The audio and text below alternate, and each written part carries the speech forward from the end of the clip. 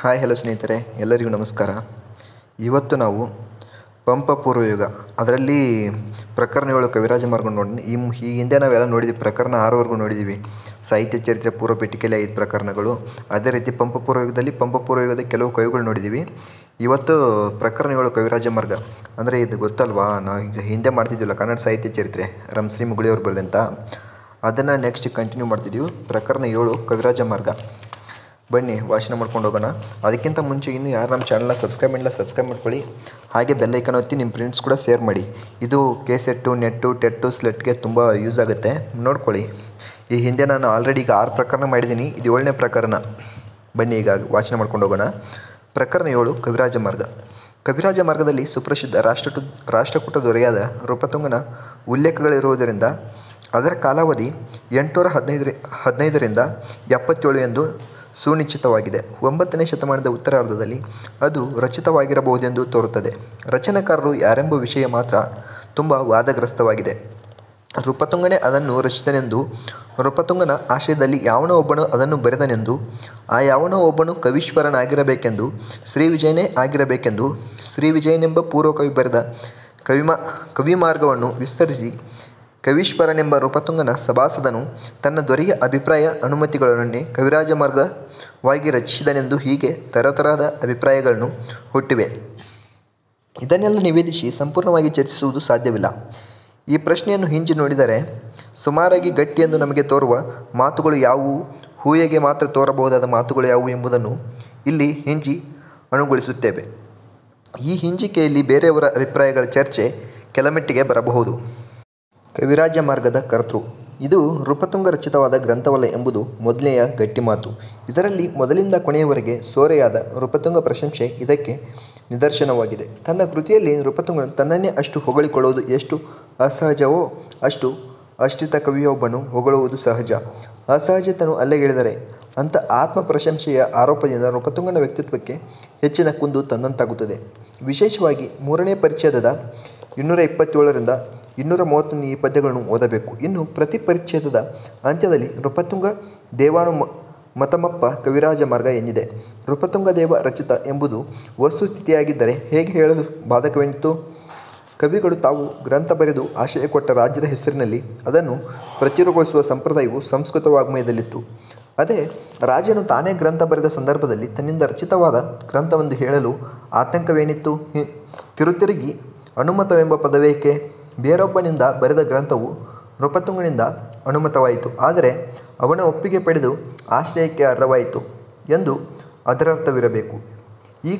ಈ ಕೊನೆಯ ಮಾತು ಪ್ರಕ್ಷಿಪ್ತವೆಂದು ಸಿದ್ಧವಾದರೆ ಮಾತು ಬೇರೆ.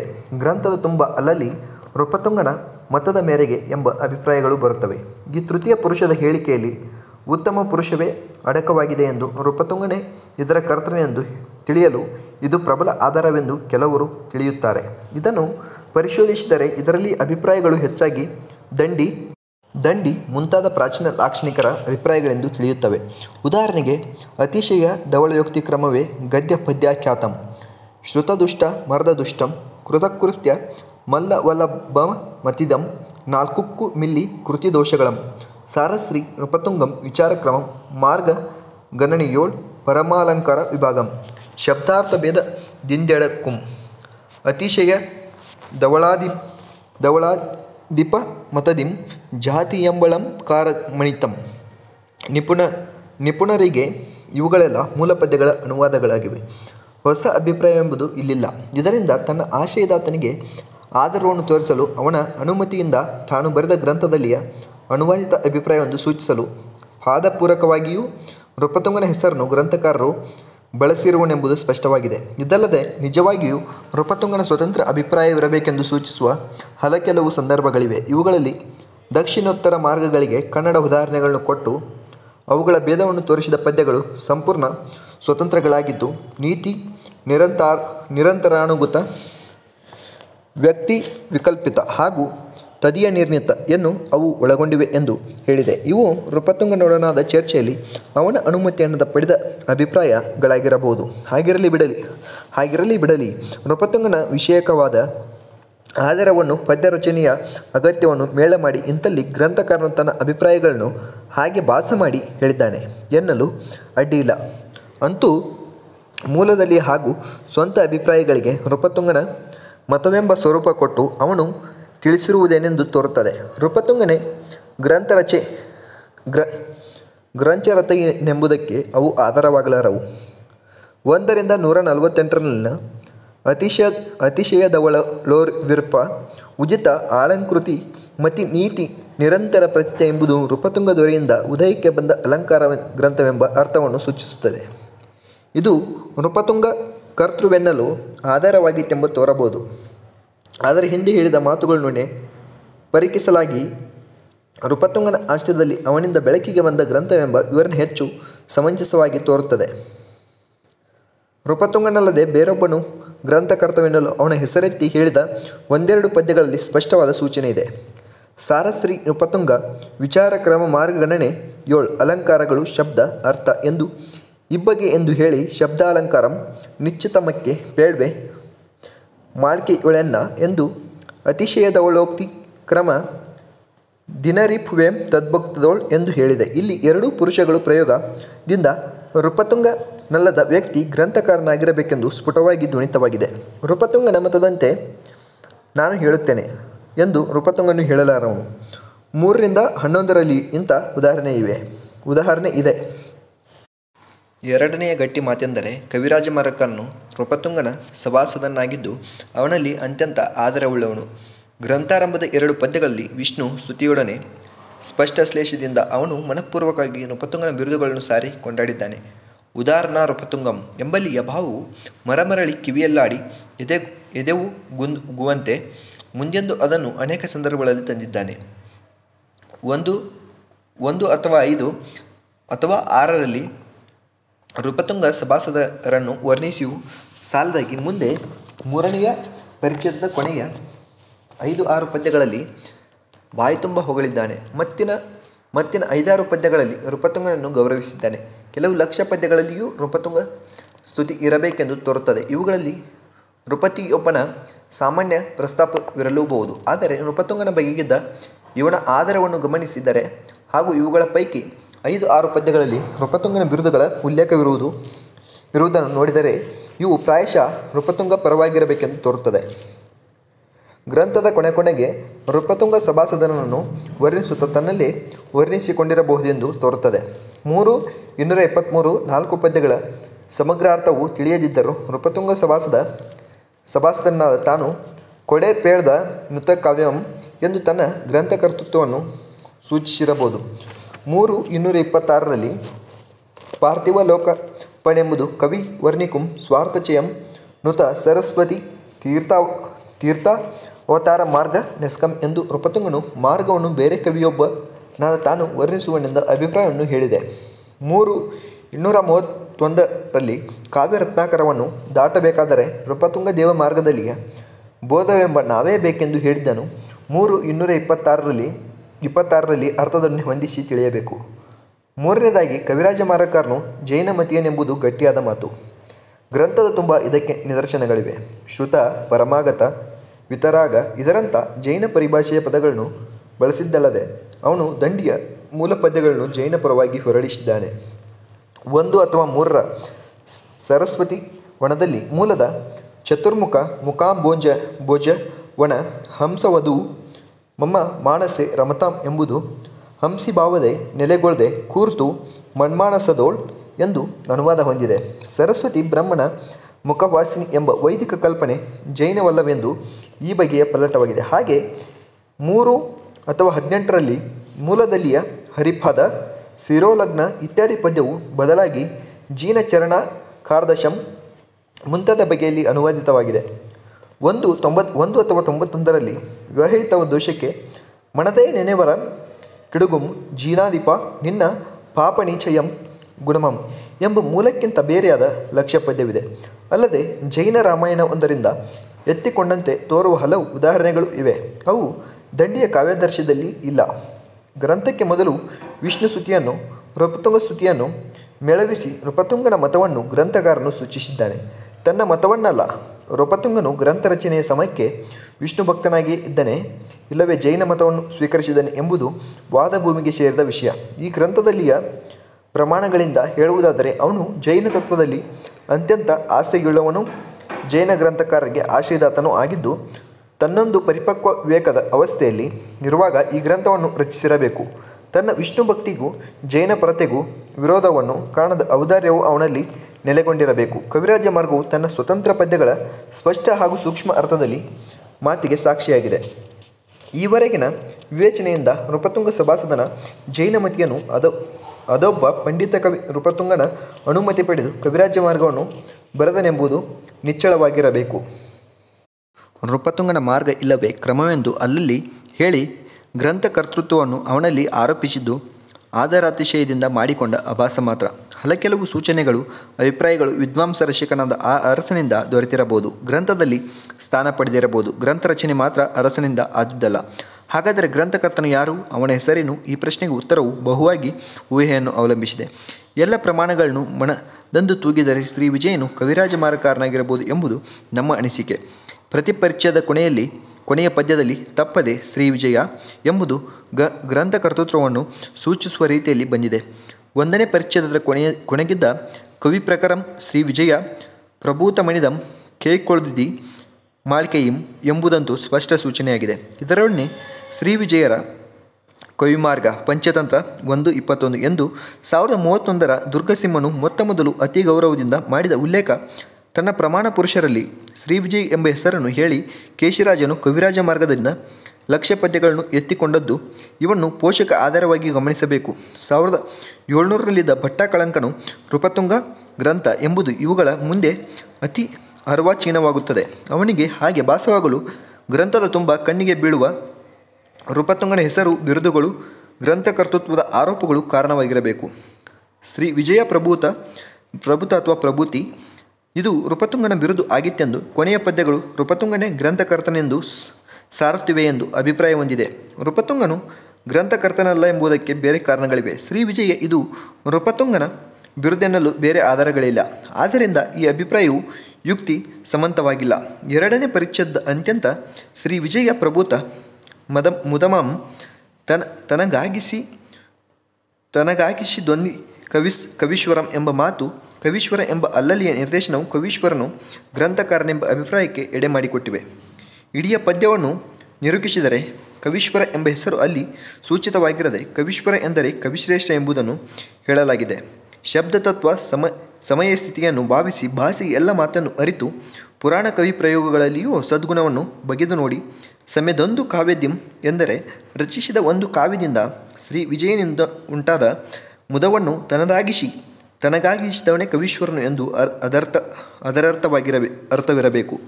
ಕವಿರಾಜ ಮಾರ್ಗವು ಮುಖ್ಯವಾಗಿ ಕಾವ್ಯವಲ್ಲ ಎಂಬುದರಿಂದ ಕವೀಶ್ವರನು ಅದರ ಕರ್ತೃ ಎಂಬುದಾಗಿ ಈ ಪದ್ಯಾಭಿಪ್ರಾಯವು ಇರಲಾರದು. ಕಾವ್ಯದ ಸ್ಥೂಲವಾದ ಅರ್ಥದಲ್ಲಿ ಕವಿರಾಜ ಮಾರ್ಗವನ್ನೇ ಈ ಪದ್ಯವು ವರ್ಣಿಸಿದೆ ಎಂದು ಇಟ್ಟುಕೊಂಡರೂ ಕೊನೆಯ ಪಾದದ ಅರ್ಥವು ನಾವು ಮಾಡಿದಂತೆ ಇರಬಹುದೆಂದು ತೋರುತ್ತದೆ. ಶ್ರೀ ವಿಜಯರ ಕವಿರಾಜ ಮಾರ್ಗವೆಂಬ ಗ್ರಂಥಾಧಾರದಿಂದ ಕವೀಶ್ವರ ಎಂಬ ನೃಪತುಂಗ ಸಭಾಸದನು ವಿಸ್ತಾರವಾದ ಕವಿರಾಜ ಮಾರ್ಗವನ್ನು ರಚಿಸಿದನೆಂಬ ಅಭಿಪ್ರಾಯಕ್ಕೆ ಪುಷ್ಟಿ ಕೊಡುವ ಅಂಶಗಳು ಕೆಲವಿವೆ. ಅವರಲ್ಲಿ ಮೇಲನ ಪದ್ಯವು ಮುಖ್ಯವಾಗಿದೆ. ಆದರೆ ನಾವು ಅರ್ಥವಿಸಿದಂತೆ ಆಗಿದ್ದರೆ ಸಾಧಕವಾಗದು. ಶ್ರೀ ವಿಜಯರ ಕವಿರಾಜ ಮಾರ್ಗಂ ಎಂಬಲ್ಲಿ ಕಂದ ಪದ್ಯದ ಮಾತ್ರಾನುಕೂಲಕ್ಕಾಗಿ ದುರ್ಗಸಿಂಹನು ಕವಿರಾಜ ಮಾರ್ಗವನ್ನು ಕವಿರಾಜ ಮಾರ್ಗವಾಗಿ ಮೊಟಕಿಸಿರಬಹುದು. ಕವಿರಾಜ ಮಾರ್ಗವೆಂಬ ಪೂರ್ವಗ್ರಂಥದ ಅಸ್ತಿತ್ವದ ಬಗ್ಗೆ ಬೇರೆ ಪ್ರಬಲ ಆಧಾರಗಳಿಲ್ಲ. 2:55ರ ಅತಿಶಯ ಧವಳೋಕ್ತಿ ಕ್ರಮದಿ ನರಿ ಪುಯಂ ತದ್ಭವದೋಳ್ ಎಂದರೆ ಅತಿಶಯ ಧವಳನಾದ ನೃಪತುಂಗನ ಕ್ರಮದಲ್ಲಿ ಆ ಕವಿರಾಜ ಮಾರ್ಗದಿಂದ ಹುಟ್ಟಿದ ಈ ಗ್ರಂಥದಲ್ಲಿ ಹೇಳುವೆನು ಎಂಬ ಅರ್ಥಕಲ್ಪನೆಯಾಗಿದೆ. ಇದರಿಂದ ಕವಿರಾಜ ಮಾರ್ಗವೆಂಬ ಗ್ರಂಥವು ಕವಿರಾಜ ಮಾರ್ಗಕ್ಕೆ ಆಕರವಾಗಿತ್ತೆಂದು ಹೂಯೆ. ಕವಿರಾಜ ಮಾರ್ಗವೆಂಬ ಗ್ರಂಥದ ಉಲ್ಲೇಖವನ್ನು ಎಲ್ಲಿಯೂ ಒಮ್ಮೆಯೂ ಮಾಡದ ಕವೀಶ್ವರನು ತದ್ಭವದೋಳ್ ಎಂದು ಇಲ್ಲಿ ಹೇಳಿದ್ದು ನಿಜವಾಗಿದ್ದರೆ ತತ್ಸಮವಿಲ್ಲದೆ ತದ್ಭವ ಜನಿಸಿದಂತಾಗುವುದಿಲ್ಲವೇ? ತದ್ಭವದೋಳ್ ಎಂಬುದರ ಅರ್ಥವೇನು ಅಸ್ಫುಟವಾಗಿದೆ. ಏನಿದ್ದರೂ ಮೇಲಿನ ಅರ್ಥವಿರಲಿಕ್ಕಿಲ್ಲ ಎಂದು ನಮ್ಮ ಮತ. ಅವನಿಂದ ಉಂಟಾದ ಗ್ರಂಥದಲ್ಲಿ ಎಂದರೆ ಅವನ ಅನುಮತಿಯಿಂದ ನಾನು ಬರೆಯುತ್ತಿರುವ ಗ್ರಂಥದಲ್ಲಿ ಎಂದು ಅದರಲ್ಲಿ ಅಭಿಪ್ರೇತವಾಗಿರಬಹುದು. ಪದ್ಯಕಾರರಲ್ಲಿ ಶ್ರೀ ವಿಜಯನನ್ನು ಹೆಸರಿಸಿ ತನ್ನನ್ನೇ ಕವಿರಾಜಮಾರ್ಗರನ್ನು ಸೂಚಿಸಿದಂತಿದೆ. ಸಂಬಂಧಿ ಪದ್ಯದಲ್ಲಿ ತದಾದ್ಯ ಕಾವ್ಯ ಎಂದರೆ ಅವರ ಶ್ರೇಷ್ಠ ಇಲ್ಲವೇ ಉತ್ತಮ ಕಾವ್ಯ ಎಂದರ್ಥ. 1ರಿಂದ 30ನೇ ಪದ್ಯಗಳಲ್ಲಿಯ ಆದ್ಯಕ್ಕೂ ಇವೇ ಅರ್ಥವಿದೆ. ಇದು ಒಪ್ಪಿತವಾದರೆ ಪದ್ಯಕಾರರಲ್ಲಿ ಸಮಕಾಲೀನರನ್ನು ಪೂರ್ವಿಕರನ್ನು ಒಟ್ಟು ಸೇರಿಸಲು ಆತಂಕವಿಲ್ಲ. ಬಹುಶಃ ಸಮಕಾಲೀನರಿಂದ ಮೊದಲು ಮಾಡಿ ಪ್ರಾಚೀನವರಿಗೆ ಹೆಸರುಗಳನ್ನು ಹೇಳಿರಬೇಕು. ಗದ್ಯಕಾರರಲ್ಲಿಯೂ ವಿಮಲೋದಯನಿಂದ ದುರ್ವಿನೀತನವರೆಗೆ ಇದೇ ಕ್ರಮವನ್ನು ಅನುಸರಿಸಿದಂತಿದೆ. ಇಲ್ಲಿ ಉಲ್ಲೇಖಿತನಾದ ಶ್ರೀ ವಿಜಯನು ಬೇರೆಯವನೆಂದು ಸಿದ್ಧ ಮಾಡಲು ಪ್ರಮಾಣ ದೊರೆತರೆ ಕವಿರಾಜಮಾರ್ಗರನು ಇನ್ನೊಬ್ಬ ಶ್ರೀ ವಿಜಯನೆನ್ನಬೇಕಾಗುತ್ತದೆ. ಅವನು ಸ್ವನಿರ್ದೇಶ ಹಾಗೂ ಆತ್ಮಸ್ತುತಿಗಳನ್ನು ಮಾಡಲಾರನೆಂಬ ಯುಕ್ತಿ ಪ್ರಮಾಣವೂ ಸಾಲದು. 142ರ ಚಕ್ರಬಂಧ ಪದ್ಯದ ವಿವರಣೆಯಿಂದ ನೃಪತುಂಗನ ಸಂಧಾನ ಮಂತ್ರಿಯಾದ ಸಾಮಪ್ಪ ಜಿಯಾಳ್ವಿ ಎಂಬ ಹೆಸರಿನ ಶ್ರೀವಿಜಯನು ಕವಿರಾಜಮಾರ್ಗಕರ್ತನೆಂದು ದಿವಂಗತ ಮುಳಿಯ ತಿಮ್ಮಪ್ಪಯ್ಯನವರು ಅತಿ ಚತುರವಾಗಿ ಸಾಧಿಸಿದ್ದಾರೆ. ಚಾತುರ್ಯ ಮೆಚ್ಚುವಂತಾದರೂ ವಿವರಣೆ ಮನವರಿಕೆ ಸಾಲದೆಂದು ಯಾರಿಗೆ ಆದರೂ ತೋರಬಹುದು. ಈಚೆಗೆ ಕವಿರಾಜಮಾರ್ಗದ ಕರ್ತೃತ್ವ ವಿಚಾರದಲ್ಲಿ ಹೊಸ ಊಹೆಗಳು ಚರ್ಚೆಗಳು ಪ್ರಕಟವಾಗಿವೆ. ಇವುಗಳಲ್ಲಿ ಶ್ರೀವಿಜಯನ ಕರ್ತೃ ಎಂಬ ನಿಲುವಿಗೆ ಒಟ್ಟಿನಲ್ಲಿ ಹೆಚ್ಚಿನ ಬೆಂಬಲವು ದೊರೆತಿದೆ. ಚಿಟಗುಪ್ಪಿಯವರು ಮಾತ್ರ ನೃಪತುಂಗ ಕರ್ತೃತ್ವದ ಹಳೆಯ ಅಭಿಪ್ರಾಯವನ್ನೇ ಹೊಸ ಕೆಲವು ಆಧಾರಗಳ ಬಲದಿಂದ ಸಮರ್ಥಿಸಿರುವರು. ಜೊತೆಗೆ ತನ್ನ ಗುರುಗಳಾದ ಜೀನಸೇನರು ಶ್ರೀವಿಜಯಿ ಎಂಬ ಉಪನಾಮದಿಂದ ರಚಿಸಿದ ಕವಿರಾಜಮಾರ್ಗವನ್ನು ಪರಿಷ್ಕರಿಸಿ ನೃಪತುಂಗನು ಕವಿರಾಜಮಾರ್ಗವನ್ನು ಬರೆದಿರುವನು ಎಂದು ಊಹಿಸಿರುವರು. ಶ್ರೀವಿಜಯನು ಒಂದು ಕಾಲದಲ್ಲಿ ಬರೆದ ತನ್ನ ಕವಿರಾಜಮಾರ್ಗಕ್ಕೆ ನೃಪತುಂಗನ ಸಲಹೆಯನ್ನು ಅದರೊಂದಿಗೆ ಹತ್ತಿಕೊಂಡು ಬಂದ ವೈದಿಕ ಅಂಶಗಳನ್ನು ಒಂದುಗೂಡಿಸಿ ಅದನ್ನು ಕವಿರಾಜಮಾರ್ಗವನ್ನಾಗಿಸಿದನೆಂಬ ಭಾವನೆ ದೃಢಗೊಳ್ಳುತ್ತದೆ ಎಂದು ಕಲಬುರ್ಗಿಯವರು ಅಭಿಪ್ರಾಯಪಟ್ಟಿದ್ದಾರೆ. ಇತರ ವಿದ್ವಾಂಸರು ಈ ಹೇಳಿಕೆಗಳನ್ನು ವಿಸ್ತಾರವಾಗಿ ತಮ್ಮ ಲೇಖನಗಳಲ್ಲಿ ಚರ್ಚಿಸಿ ಶ್ರೀ ವಿಜಯ ಕರ್ತೃತ್ವವನ್ನು ಎತ್ತಿ ಹಿಡಿದಿದ್ದಾರೆ. ಸದ್ಯ ಇದೇ ಸರಿಯೆಂದು ನಮಗೆ ತೋರುತ್ತದೆ. ಈಗ ನೆಕ್ಸ್ಟು ಅದರಲ್ಲೇ ಕವಿರಾಜಮಾರ್ಗದ ಮಹತ್ವ ಅಂತ ಬರುತ್ತೆ, ನೋಡ್ಕೊಂಡು ಹೋಗೋಣ. ಕವಿರಾಜಮಾರ್ಗವು ಎಲ್ಲ ದೃಷ್ಟಿಯಿಂದಲೂ ಕನ್ನಡದ ಆದ್ಯ ಗ್ರಂಥವಾಗಿದೆ. ಮೊದಲನೇ ಉಪಲಬ್ಧ ಗ್ರಂಥ, ಮೊದಲನೇ ಅಲಂಕಾರ ಗ್ರಂಥ ಎಂದಲ್ಲದೆ ಎಂದು ಅದು ವಿಚಾರ ಸಂಪತ್ತಿಯಿಂದ ಕೂಡಿದ ಬೆಲೆಯುಳ್ಳ ಕೃತಿಯಾಗಿದೆ. ಅಂದಿನಂತೆ ಇಂದಿಗೂ ಮಾರ್ಗದರ್ಶಕವಾಗಿದೆ. ಅದರ ಬೆಲೆಯನ್ನು ಚಾರಿತ್ರಿಕ, ಲಾಕ್ಷಣಿಕ ಇಲ್ಲವೇ ವಿಮರ್ಶೆ ವಿಷಯಕ ಹಾಗೂ ವಿವೇಕಪರ ಎಂದು 3 ಅಂಗದಲ್ಲಿ ಅರಿತುಕೊಳ್ಳಬಹುದು. ಅದು ಚಾಚು ತಪ್ಪದೆ ದಂಡಿಯ ಕಾವ್ಯದರ್ಶದ ಅನುವಾದವಾಗಿದ್ದರೆ, ಇಲ್ಲವೇ ಅನುವಾದವಾಗಿಯೂ ಕಿರುಕುಳ ವ್ಯತ್ಯಾಸಗಳನ್ನು ಮಾತ್ರ ಮಾಡಿಕೊಂಡಿದ್ದರೆ ಇಂದಿನ ಮಹತ್ವವು ಅದಕ್ಕೆ ದೊರೆಯುತ್ತಿರಲಿಲ್ಲ. ಉದಾರ ಚರಿತ್ರನಾದ ನೃಪತುಂಗನ ಪ್ರೇರಣೆಯಿಂದಲೂ ಕವಿಯ ಬಹುಮುಖ ಆಸಕ್ತಿಯಿಂದಲೂ ಅದು ಕನ್ನಡಿಗರ ಕೈಪಿಡಿಯಂತಾಗಿದೆ. ಚಾರಿತ್ರಿಕವಾಗಿ ನೋಡಿದರೆ ಅದರಲ್ಲಿ ನೃಪತುಂಗನ ವ್ಯಕ್ತಿತ್ವ, ಮಹಿಮೆ, ತತ್ಕಾಲೀನ ರಾಜಕೀಯ ಸ್ಥಿತಿ ಇವುಗಳ ಧ್ವನಿತ ಮತ್ತು ಪ್ರಕಟ ವರ್ಣನೆಗಳು ಬಂದಿವೆ. ಮಾತ್ರವಲ್ಲ, ಅಭಿಮಾನ ಪುರಸ್ಸರವಾಗಿ ಮಾಡಿದ ಕನ್ನಡ ನಾಡುನುಡಿಗಳ ವರ್ಣನೆಯೂ ಬಂದಿದೆ. ಕಾವೇರಿ ಇಂದಮ ಗೋದಾವರಿ ವರಮಿರ್ದ ನಾಡದ ಕನ್ನಡದೊಳು ಭಾವಿಸಿದ ಜನಪದಂ ಎಂಬಲ್ಲಿಯ ಭೌಗೋಳಿಕ ವಿಸ್ತಾರ, ಅದರೊಳಗಿನ ತಿರುಗನ್ನಡದ ಸೀಮೆ ಗುರುತು ಈ ಸಂಗತಿಗಳು ಇನ್ನೆಲ್ಲಿಯೂ ಆ ಕಾಲದಲ್ಲಿ ದೊರೆಯವು. ಕನ್ನಡ ನಾಡಿನ ಚರಿತ್ರೆಯ ಚಿತ್ರಕ್ಕೆ ಅವು ಹೊಳಹಣ್ಣು ಹಾಕಿಕೊಟ್ಟಿವೆ.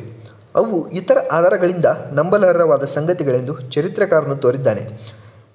ಕನ್ನಡ ನಾಡವರ ಕಾವ್ಯಪ್ರಯೋಗ ಪರಿಣಿತ ಜನಸಾಮಾನ್ಯರ ಸಹಜ ವಿವೇಕ, ದೋಷ ಖಂಡನದ ಶಕ್ತಿ ಇವನ್ನು ಇದರಲ್ಲಿ ವರ್ಣಿಸಲಾಗಿದೆ. 1ರಿಂದ 42ರಲ್ಲಿ ಕನ್ನಡಕ್ಕೆ ನಾಡವರ್ ಓವಜರ್ ಎಂದು 2ರಿಂದ 28ರಲ್ಲಿ ವರ್ಣಿಸಿದೆ. ಸುಭಟರ್ಕಳ್ ಕವಿಗಳ್ ಸುಪ್ರಭುಗಳ್ ಚೆಲ್ವರ್ಕಳ್ ಬಿಜನರ್ಕಳ್ ಗುಣಿಗಳ್ ಅಭಿಮಾನಿಗಳ್ ತೃಗ್ರರ್ ಗಂಭೀರ ಚಿತ್ತರ್ ವೇಗ್ಗಳ್ ನಾಡವರ್ಗಳ್. ಕನ್ನಡ ಸಂಸ್ಕೃತಿಯ ಸದ್ಗುಣಗಳನ್ನು ಈ ಪದ್ಯವು ಸಮರ್ಪಕವಾಗಿ ಸಾರಾಂಶಗೊಳಿಸಿದಂತೆ ತೋರುವುದು. ನುಡಿಯ ದೃಷ್ಟಿಯಿಂದ ಕನ್ನಡ ಗದ್ಯ ಪದ್ಯಕಾರರು ಚೆತ್ತಾನ ಬೆದಂಡಿಗಳೆಂಬ ಕಾವ್ಯರೂಪಗಳು ಬೇರೆ ಬೇರೆ ದೇಶಗಳ ಕನ್ನಡಗಳು. ಪಳಗನ್ನಡವೆಂಬ ಆಗಿನ ಹೇಳಿಕೆ ಈ ಮುಂತಾದ ಚಾರಿತ್ರಿಕ ಸಾಮಗ್ರಿ ದೊರೆಯುತ್ತದೆ. ಕನ್ನಡ ವ್ಯಾಕರಣಕ್ಕೆ ಸಂಬಂಧಪಟ್ಟ ಕೆಲವು ನಿಯಮಗಳು, ಪ್ರಯೋಗಗಳು, ಛಂದಸ್ಸಿಗೆ ಸಂಬಂಧವುಳ್ಳ ಪ್ರಾಸಲಕ್ಷಣ ಹಾಗೂ ವಿಭಾಗಗಳು ಬಂದುವಲ್ಲದೆ ಪೂರ್ವಾಚಾರ್ಯ ದೆಸಿಯನೆ ನಿರಿಸಿ ಕಂಡಪ್ರಾಸ ಮಣಿತಿಶಯ ಮೀದೆಂದು ಯತಿಯಂ ಮಿಕ್ಕರ್ ಎಂಬ ಮಹತ್ವದ ಸಂಗತಿಯ ನಿವೇದನವಿದೆ.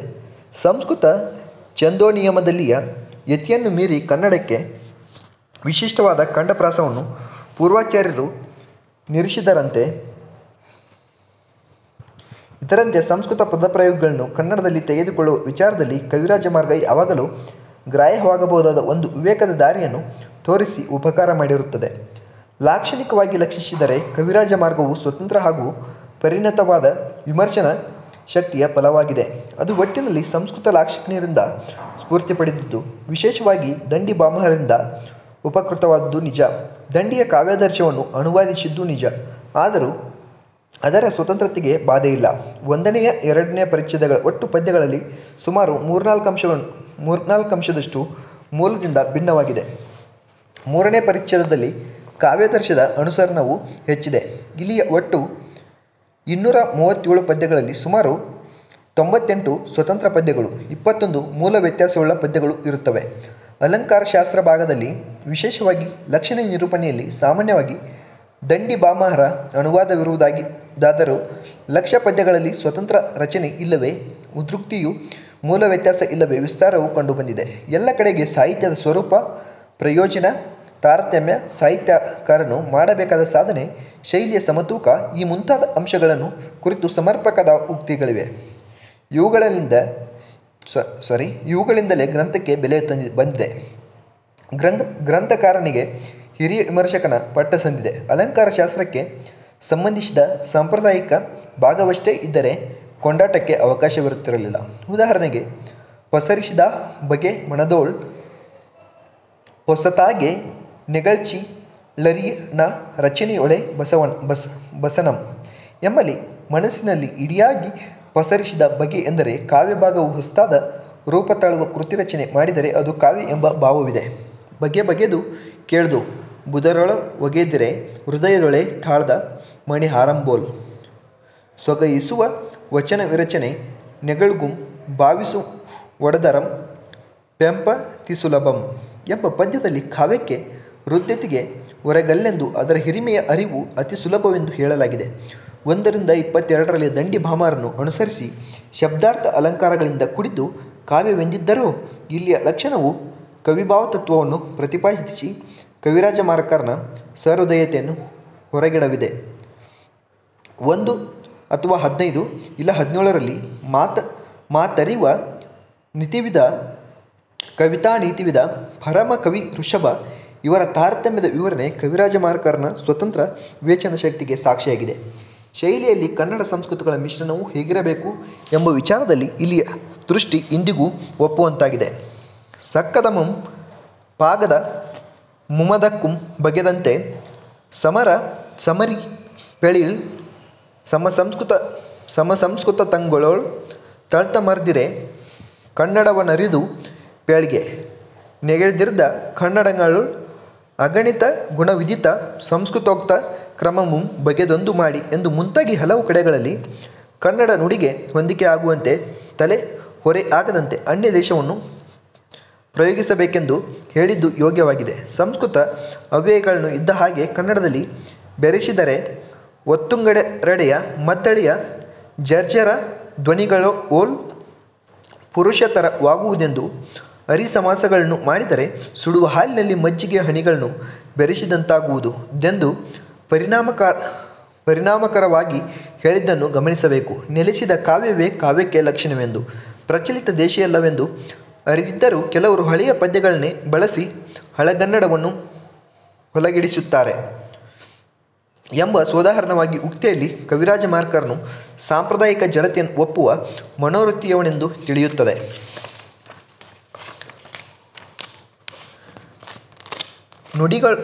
ನುಡಿಗಳೋಡ ಬಗೆದೆ ಓಲ್ ಬಗೆಯುಂ ಮಿಗಿಲಿಯೋದೊಂದೇ ನಾಣ್ಣುಡಿಯ ಬೆಡಂಗೆ ಕನ್ನಡದ ಮಾತಿನೊಳ ವಿಕಟಾಕ್ಷ ರಂಗಳೋಳ್ ತೊಡರದೆ ಸಕ್ಕದಂಗಳ್ ಪದಂ ಪವನಾಗಿರೆ ಮೆಲ್ಪು ವೆತ್ತುಂ ಧಾಮ್ ಗುಡಿ ವಿಡಿ ಪಂತೆ ನಿಳ್ಪಿನಿತು ಪೇಳುವುದು ನೀತಿ ನಿರಂತರ ಕ್ರಮಂ. ಈ ಇಡೀ ಪದ್ಯದಲ್ಲಿ ಉತ್ತಮ ಕನ್ನಡ ಶೈಲಿಯ ಆದರ್ಶವನ್ನು ಕವಿರಾಜ ಮಾರ್ಕರನು ವರ್ಣಿಸಿದ್ದಾನೆ. ನುಡಿಗೂ ಬಗೆಗೂ ಒಡಂಬಡುವಿರಬೇಕು. ನಾಣ್ಣುಡಿಯ ಬೆಡಗು ಹೊಂದಬೇಕು. ಸಂಸ್ಕೃತ ಪದಗಳು ಹವನಾಗಿರಬೇಕು, ಮೇಲ್ಪು ವೆತ್ತಿರಬೇಕು ಎಂಬುದನ್ನು ಬಗೆ ಪೊಸು ತಪ್ಪುದಾಗಿ ಮೃದುಭಂಗದೊಳುದುವು ಮುಂತಾದ ಪಂಪನ ಪದ್ಯಕ್ಕೆ ಹೋಲಿಸಿದರೆ ದೇಸಿ ಮಾರ್ಗಗಳಲ್ಲಿ ಸಮನ್ವಯವನ್ನು ಇಬ್ಬರಲ್ಲಿಯೂ ಸಮಾನವಾಗಿ ಕಾಣಬಹುದು. 2-4-5ರಲ್ಲಿ ಪದಮೈತ್ರಿ ಇಲ್ಲವೇ ಪದರಚನೆಯ ಔಚಿತ್ಯವನ್ನು ಕುರಿತು ಎಚ್ಚರಿಕೆಯ ಮಾತಿವೆ. ರಸವದಲಂಕಾರವನ್ನು ಉದಾಹರಿಸುವಾಗ ಶಾಂತಾಧಾರಂ ನವವಿಧ ಕಲ್ಪಂ ರಸಮಾರ್ಗಂ ಎಂಬ ವಿಧಾನವು ವಿಗತ ವಿಕಾರಕಾರಂ ಸ್ವಗಯಿಸುಗಂ ನಿನ್ನ ರೂಪಂ ಶಾಂತಾಧಾರಂ ಎಂಬ ಲಕ್ಷ್ಯವು ಸ್ವತಂತ್ರವಾಗಿದೆ. ದಂಡಿಯಲ್ಲಿ ಅಷ್ಟರ ಶಾಸ್ತ್ರೀಯ ರಸತ್ವ ಸ್ಮೃತ ಗಿರಾಂ ಎಂದು 8 ರಸಗಳ ಉಲ್ಲೇಖವಿದೆ. ಕನ್ನಡ ಕವಿಗಳು ಲಾಕ್ಷಣಿಕರು ಕವಿರಾಜ ಮಾರ್ಗದ ಕಾಲದಿಂದಲೂ ಕಾವ್ಯದಲ್ಲಿ ನವರಸಗಳಿಗೆ ನಿರ್ವಿವಾದವಾದ ಸ್ಥಾನವನ್ನು ಕೊಟ್ಟಿದ್ದರೆಂಬುದು ತಿಳಿಯುತ್ತದೆ. ಧ್ವನಿಯೆಂಬುದಲಂಕಾರಂ ಧ್ವನಿ ಇಸುಗಂ ಶಬ್ದದಿಂದ ಮರ್ತದೆ ದ್ವಿಷಂ ನೆನೆವು ದಣಿತುಂ ಕಮಲದೋಳ್ ನಿಮಿಷ ಯುಗ ಒಪ್ಪಿ ತೊರಪುದಿಂತಿಂ ಚೋದ್ಯಂ. ಇದು ದಂಡಿ ಭಾಮರಿಬ್ಬರಲ್ಲಿಯೂ ದೊರೆದ ಸ್ವತಂತ್ರ ಪದ್ಯವಾಗಿದೆ. ಪ್ರತ್ಯೇಕವಾಗಿ ಸಹೃದಯರಿಂದ ಕಾವ್ಯಶಾಸ್ತ್ರದಲ್ಲಿ ಸ್ಥಾನ ಪಡೆಯಲು ಹವಣಿಸುತ್ತಿದ್ದ ಧ್ವನಿತತ್ವವನ್ನು ಕವಿರಾಜ ಮಾರ್ಕರನು ಸ್ವಂತ ಬುದ್ಧಿಯಿಂದ ಅಲಂಕಾರ ಮಾಲಿಕೆಯಲ್ಲಿ ಸೇರಿಸುವ ಯತ್ನ ಮಾಡಿರುವಂತೆ ಕಾಣುತ್ತದೆ.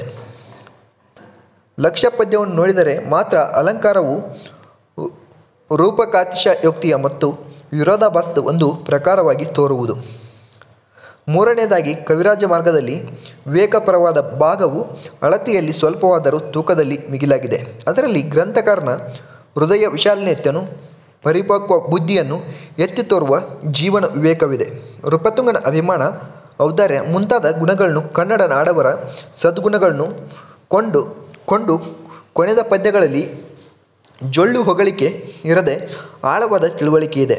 3 ಅಥವಾ 143, 153ರಲ್ಲಿಯ ಸ್ವತಂತ್ರ ಲಕ್ಷ್ಯ ಪದ್ಯಗಳಲ್ಲಿ ಹೇಳಿದ ರಾಜನೀತಿಯ ತತ್ಕಾಲೀನ ರಾಜಕೀಯ ಒಳಗೊಂಡು ಎಲ್ಲ ಕಾಲಕ್ಕೆ ಅನ್ವಯಿಸುವ ವ್ಯವಹಾರ ಧ್ಯಾನವಾಗಿದೆ.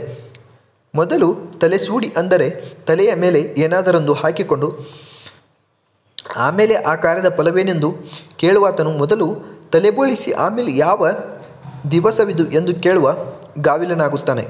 ವಿಧಿ ಪ್ರತಿಕೂಲನಾಗಿದ್ದರೆ ಮತನಯವು ಅಂದರೆ ಸಮ್ಮತ ನೀತಿ ಅನುಕೂಲವಾಗಿದ್ದರೂ ಕಾರ್ಯವನ್ನು ಸಾಧಿಸಲಾಗದು. ಹಾಗೆ ಮಾಡಿದರೆ ಸತ್ತವನಿಗೆ ಉಪಕಾರ ಮಾಡಿದಂತೆ ವ್ಯರ್ಥ ಆಯಾಸ. ಹಗೆಯನ್ನು ಹಿರಿದು ಇದ್ದಾಗಿನಿಂದ ಏಳಿಸಿ ಕೆಡಿಸದಿದ್ದರೆ ಕಾಲದ ಬಲವನ್ನು ತಾಳಿ ಅವನು ಇರಿಯುತ್ತಾನೆ. ಮಾಡುವವನ ಇಚ್ಛೆಯನ್ನರಿಯದೆ ತನ್ನಿಚ್ಛೆಯಂತೆ ಕೆಲಸವನ್ನು ಹೇಳುವವನು ರೋಗಿಯ ತೆರವನ್ನರಿಯದೆ ಮದ್ದು ಹೇಳುವ ವೈದ್ಯನಂತಾಗುವನು. 3-152 ಈ ಮುಂತಾದವನ್ನು ಗಮನಿಸಬೇಕು. ಇನ್ನು ಮುಂದಿನ ಲಕ್ಷ್ಯಗಳಲ್ಲಿ ವೈರಾಗ್ಯ, ಪರಮತ ಸಹಿಷ್ಣುತೆ, ಕರ್ತವ್ಯನಿಷ್ಠೆ, ಸ್ತುತಿನಿಂದೆಗಳ ಬಗ್ಗೆ ಉದಾಸೀನತೆ ಇವನ್ನು ಭಾವಪೂರ್ಣವಾಗಿ ಬಣ್ಣಿಸಲಾಗಿದೆ. ಕಸವರವೆಂಬುದು ನೆರೆ ಸೈರಿಸಲಾರ್ಪೊಡೆ ಪರ ವಿಚಾರಮಂ ಧರ್ಮಮುಮಂ 3-177 ಎಂಬಲ್ಲಿ ಪರ ವಿಚಾರವನ್ನು ಪರಧರ್ಮವನ್ನು ನೆರೆ ಸೈರಿಸುವುದೇ ನಿಜವಾದ ಸಂಪತ್ತಿ ಎಂದು ಹೇಳಿದೆ. ಪಾಳಿನಿಲೆ ನೆಗಳಿ ಬಾಳುವುದು ಬಾಳೆಂಬುದು ದುಣಿ ಉಕ್ಕುಂ ಎಂದರೆ 3-178 ಎಂದರೆ ಕರ್ತವ್ಯಧರ್ಮ ನಿಲ್ಲುವಂತೆ ಮಾಡಿ ಬಾಳುವುದೇ ನಿಜವಾದ ಬಾಳು ಎಂಬ ಭಾವವಿದೆ. ನನ್ನ ಬಹಳ ಅಳಿಯುತ್ತಾರೆ, ನೆರೆದರೆಲ್ಲರೂ ನನ್ನ ಹೊಗಳುತ್ತಾರೆ ಎಂದು ಹಣ್ಣದೆ ತನ್ನಲ್ಲಿ ಬಗೆಯ ಉಭಯ ಲೋಕರಹಿತದಲ್ಲಿ ತೊಡಗಲಿ, ಜನರು ಅಳಿಯಲಿ ಹೋಗಲಿ ತನಗೆಂದು ಅದರಿಂದ ಈ ಬಗೆಯ ವಿಚಾರಗಳು ಕವಿರಾಜ ಮಾರ್ಕಂಡನ ಪರಿಣಿತ ಪ್ರಜ್ಞೆಗೆ ನಿದರ್ಶನವಾಗಿ ಕನ್ನಡದಲ್ಲಿ ಮೂಡಿದ ಭಾರತೀಯ ಸಂಸ್ಕೃತಿಗೆ 1000 ವರ್ಷದ ಹಿಂದೆ ಹಿಡಿದ ಕನ್ನಡಿಯಂತಾಗಿರುತ್ತದೆ. ಕವಿರಾಜ ಮಾರ್ಗವು ಪ್ರಮುಖವಾಗಿ ಅಲಂಕಾರ ಗ್ರಂಥ ಎಂದರೆ ಶಾಸ್ತ್ರಕೃತಿಯಾದರೂ ಅದರಲ್ಲಿಯ ಸ್ವತಂತ್ರ ಭಾಗಗಳನ್ನು ಕಣ್ಣಿಟ್ಟು ನೋಡಿದರೆ ಕವಿತ್ವದ ಅಂಶಗಳು ಅದರಲ್ಲಿ ಮಿಣುಗಿ ಮನಸೆಳೆಯುತ್ತವೆ. ಗ್ರಂಥದ ತುಂಬ ಸಮುಚಿತವಾಗಿ ಹೋಲಿಕೆಗಳು, ಸುಂದರ ಚಿತ್ರಗಳು ತೆರೆಯಾಗಿ ಬಂದು ಕವಿರಾಜ ಮಾರ್ಕರನು ಮೇಲಾದ ಕವಿತೆಯನ್ನು ಎಂಬುದನ್ನು ತಿಳಿಸುತ್ತವೆ. ಈವರೆಗಿನ ಎಲ್ಲ ನಿರೂಪಣೆಯಿಂದ ಕವಿರಾಜ ಮಾರ್ಗವು ದಂಡಿಯ ಕಾವ್ಯಾದರ್ಶವನ್ನು ಮಾತ್ರವಲ್ಲ, ಕನ್ನಡ ಜೀವನ ಸಾರವನ್ನು ಅನುವಾದ ಮಾಡಿ ಚಿತ್ರಕೃತಿ ಎಂದು ಶ್ರೀ ವಿಜಯರ ಕವಿರಾಜ ಮಾರ್ಗಂ ಭಾವಿಪ ಕವಿಜನದ ಮನಕ್ಕೆ ಕನ್ನಡಿಯಂ ಕೇದಿವಿಗೆಯಂ ಎಂದು ದುರ್ಗಸಿಂಹನು ಮಾಡಿದ ಪ್ರಶಸ್ತಿ ತುಂಬ ಸಮರ್ಪಕವಾದ್ದೆಂದು ಮನದಟ್ಟಾಗುವುದು. ಇಲ್ಲಿಗೆ ಪ್ರಕರಣ 7 ಕವಿರಾಜ ಮಾರ್ಗ ಮುಗೀತು. ಇನ್ನು ನೆಕ್ಸ್ಟ್ ಪ್ರಕರಣ 8 ಮುಂದಿನ ಕ್ಲಾಸಲ್ಲಿ ನೋಡೋಣ. ಅದೇ ರೀತಿ ನೀವು ಯಾರು ನಮ್ಮ ಚಾನಲ್ ಸಬ್ಸ್ಕ್ರೈಬ್ ಮಾಡ್ಕೊಳ್ಳಿ. ಹಾಗೆ ಬೆಲ್ ಐಕನ್ ಒತ್ತಿ ನಿಮ್ಮ ಫ್ರೆಂಡ್ಸ್ ಕೂಡ ಶೇರ್ ಮಾಡಿ. ಕಮೆಂಟ್, ಲೈಕ್, ಶೇರ್ ಮಾಡಿ. ಹಾಗೆ ಇದರಲ್ಲಿ ಏನಾದರೂ ನಿಮ್ಗೆ ಡೌಟ್ ಇದ್ದರೆ ಕಮೆಂಟ್ ಮಾಡಿ ತಿಳಿಸಿ. ಇಲ್ಲಾಂದರೆ ಏನಾದರೂ ತಪ್ಪಾಗಿದ್ದರೆ ಹೇಳಿ, ನಾವು ತಿದ್ಕೋತೀವಿ. Thank you. ಧನ್ಯವಾದಗಳು.